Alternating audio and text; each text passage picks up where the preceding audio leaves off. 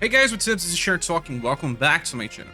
In today's video, we'll be discussing Disgaea RPG. This is a new mobile gacha game that's getting released pretty soon, and in some hours from the post of this video, I want to explain this game and also introduce it to my audience.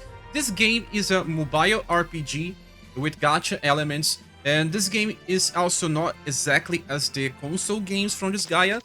On the console games, you'll be playing a strategy RPG. Here, it's a turn-based RPG. The reason why I believe is that the developers thought that it's not so easy to control your characters in a mobile gacha game that's grindy, because you have to keep playing the game, and the strategy kind of falls off a little. I do understand that the turn-based is a little easier to handle in gacha, mobile, and, well, RPGs in general. So, what they made here may get some people out because they want standard gameplay, but I do believe that they found a very good balance in how the game plays.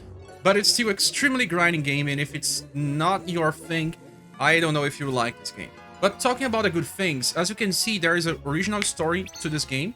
There are the same protagonists from the original games as well. You will also be able to play their original stories in a resumed gameplay with the dedicated games. You have to play it. There's only one bad thing, is that it's only Japanese voices. Some people will prefer this, but I really like the American dubs for this game. It's incredible, in my opinion. So, that's a good thing, because you don't need any knowledge about the series to start this one. You will get everything that you need inside the game. And the game is pretty generous on the start. You can choose one starter. Every protagonist of the game will be available from start. You kind of need duplicates here on this game to get some extra difficulties, and that increases your passives, and that it's important into the gameplay of the game. So right now it's already getting to the point where we summon for our first character. Let me just move a little and see. Yeah, here, when you get to this point, you will be able to choose one of the 10 choices from the game. Let's return a little here. We'll be able to see the 10 different choices for starting the game. There are 10 4-star characters. Your characters can reach as much as 6 stars. You have to use duplicates or a material to just upgrade them. And then, yeah, let's just pause on this screen for a while. As you can see, 10 different characters. They are very different in gameplay. We still have something similar to the original games, where you can learn new skills, not just the skills that are made for the character, the unique skills. Like Dasco is a monster attacker, but it also learns fire spells. But, well, Dasco is more offensive with attack instead of intelligence. Not all the time the characters will learn things that are exactly the best thing for them. So even though there are some diversity, they are usually made for one thing. As you can see, Lahao is here. Lahao is one very important character into the series. One favorite. It's a favorite of mine. And also very strong on this game. Cecily, it's also very good. She is the first very easy to use healer, because she can also deal damage. She's an AoE attacker with a very cheap MP cost, and she can also heal with AoE healer. Also, when she attacks, she gets an intelligence buff. It's a very good thing. Lahao is like one of the best characters to have in your squad of all times, because he has an ability that increases all status of all humans, humans or all characters. Let me just check here, because, well, I still don't have everything in my head. No, he increases all party members, even monsters, save for speed. It's not so easy to increase his speed here. And Dasco is another very important character, because Dasco has an AoE attack, very cheap, just as cheap as Cecily. The good thing is that it has a little more attack. Cecily needs to use her skill one after another so that she gets a buff, but Dasco will do more damage from scratch. Also, a very powerful character to start your account with, because Dasco will just finish waves very fast if you increase her power from all the resources that you have. The good thing about Cecily is that she is two things on the same time, a healer and a damage dealer, something that Dasco is not. Also, by being a monster, one of the abilities from Dasco is to increase the damage of other monsters. So you have to form a squad with monsters. As you can see here, we don't have many monsters in the game right now, so it's hard to make a squad of monsters. Lahao is also a good boss killer. He also gets very strong with duplicates. And another character that I want to say that's pretty important is Valvatores. Valvatores increases the STR of characters that uses his word. And Valvatores also uses words, just like Lahal. These are their main weapons. Another thing is that Cecilia can increase the power of both Valvatores and Lahal because she has an ability that increases the damage, the STR from characters that use words. So Valvatores is a boss killer as well, and he also self-heals. So when I was playing on closed beta test, he was surviving the most. Most of the time, he was like the last man standing. He was finishing some bosses because he was able to self-heal. I didn't start with Lahal, Cecilia, and Valvatores. I, in fact, started with Desco. And Desco was kind of a good thing to start, but she kind of locked me out in some content because when she couldn't kill enemies with her AoE attack, she took too much time to kill bosses.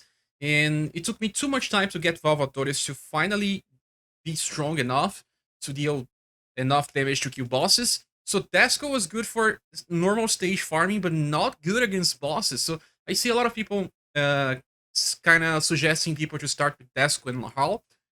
They do work because Lahal can boost Desco, but Desco won't boost Lahal back. The good thing about starting with Lahal, Cecilia, and Valvatores, if you want to hold, that is, because you can only choose one here. But then the game will give you another 4-star ticket that will give you a random one. And then as soon as you get enough gems, you can do another summon. So it's possible to start with at least 3.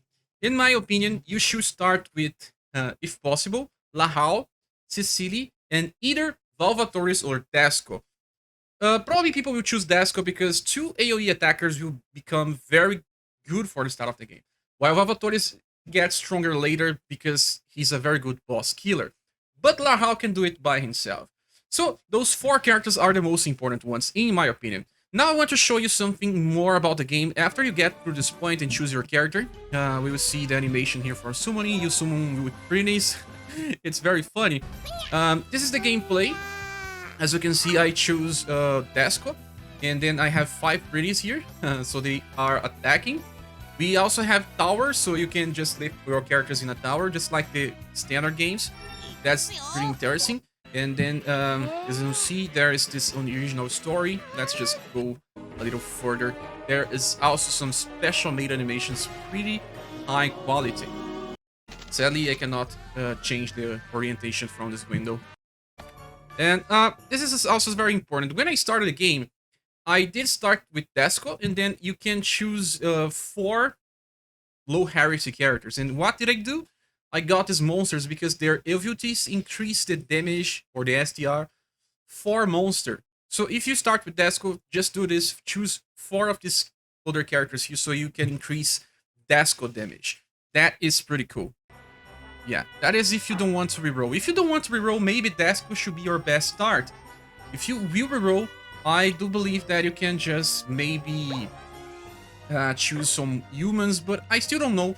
Even if you don't choose Desco, there will be some missions in story mode that will ask you to use monsters. Even if you don't plan on summoning for Desco, you can just bring them to just clear the missions. Okay, let's see if we have some more stuff here.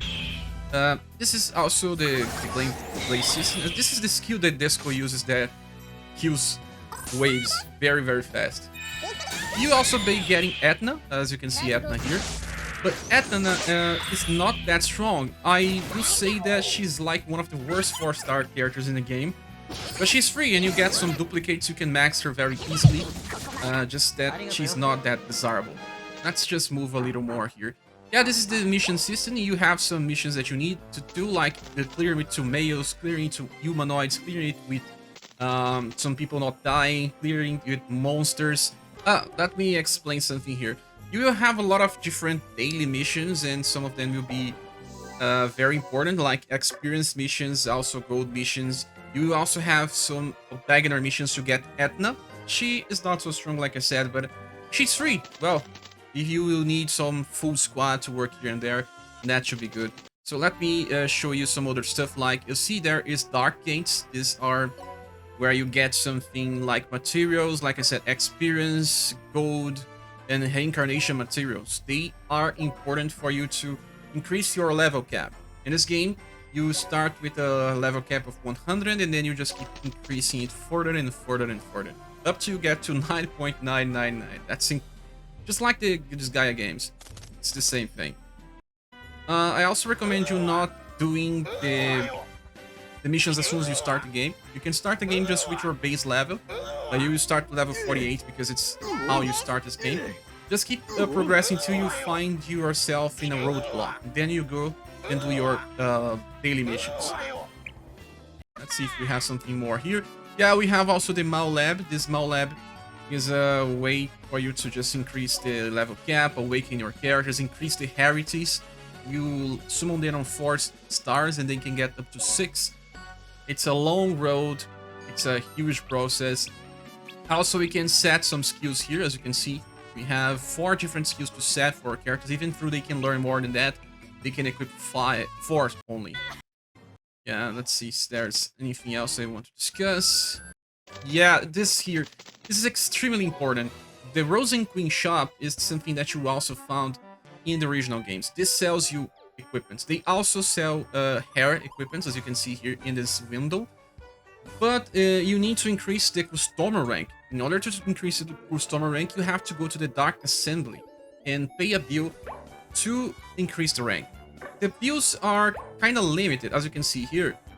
You get like 100 points for the Dark Assembly every day, and you have to use them.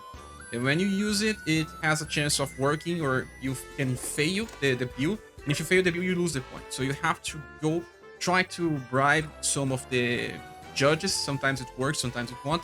But do this as soon as you try to start the game and you unlock this. Go to increase your customer rank on Dark Assembly, because it's something very, very important.